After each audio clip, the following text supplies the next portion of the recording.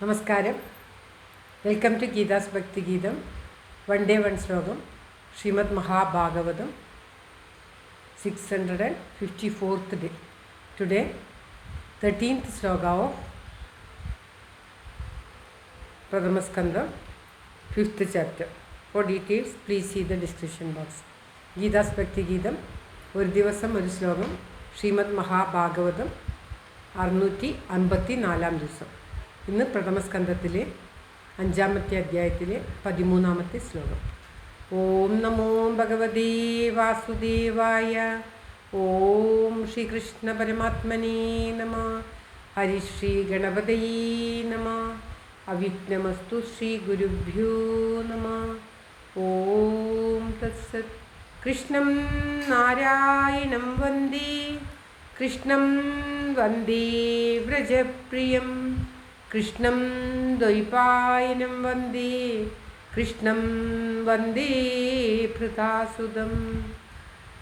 ശ്രീപരമാനന്ദനാഥനായ ദ്വൈതദീപമായി മോക്ഷേഷു വൃന്ദമന്ദാരമായി കാരുണ്യവാരിധിയായി വിഭൂദേശനാം നാരായണൻ മമ മന്ദത മാറ്റണം. ഓം തത്സത്. ശ്രീമദ് മഹാഭാഗവതം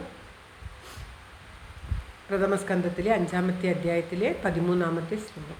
അധോ മഹാഭാഗഭവാനമോഘദൃക് ശുചിശ്രവാ സത്യരഥോ ധൃതവ്രത ഉരുക്രമസ്യാഖില ബന്ധമുക്തയേ സമാധിനാനുസ്മര തദ്വിചേഷ്ടിതം. ഓം തത്സത്.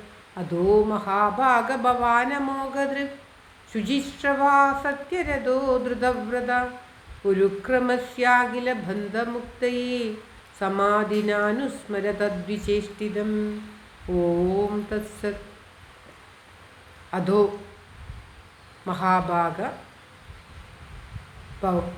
ഭവാൻ അമോഘദൃക് ശുചിശ്രവാ സത്യരഥോ ധൃതവ്രത ഉരുക്രമസ്യ അഖില ബന്ധമുക്തയെ സമാധി അനുസ്മര തത് വിജേഷ്ടിതം.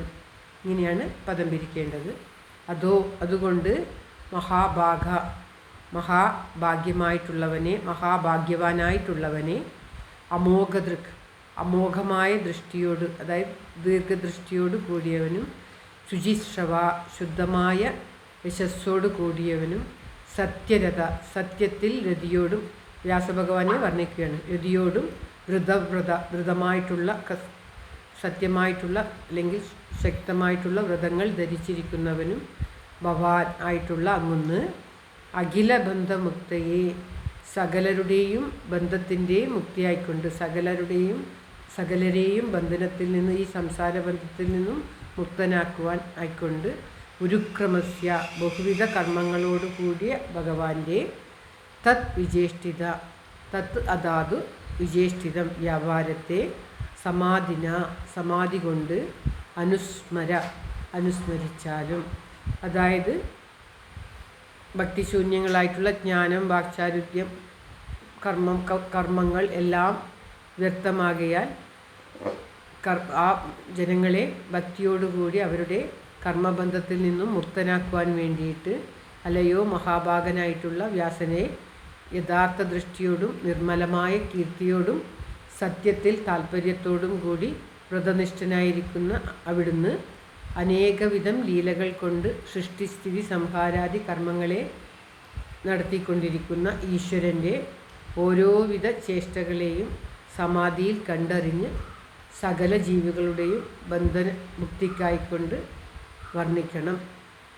ഭഗവാൻ ധർമ്മങ്ങളും മറ്റു അർത്ഥങ്ങളും മുഖ്യമായിട്ടുള്ള ഭാരതം, വേദങ്ങൾ ഇവയൊക്കെ അവിടുന്ന് രചിച്ചെങ്കിലും ഭഗവാന്റെ മാത്രം ലീലയായിട്ടൊന്നും രചിച്ചില്ല. അതുകൊണ്ടായിരിക്കാം നിങ്ങൾക്ക് മനസ്സംതൃപ്തി എന്ന് പറഞ്ഞിട്ട് പിന്നീട് പറയുന്നതാണ് നാം ഇപ്പോൾ കേട്ടുകൊണ്ടിരിക്കുന്നത്. നാരദർ പറയുകയാണ്, ആദ്യം 2-3 വാക്കുകളിൽ വ്യാസരുടെ കഴിവുകൾ പറയുകയാണ്.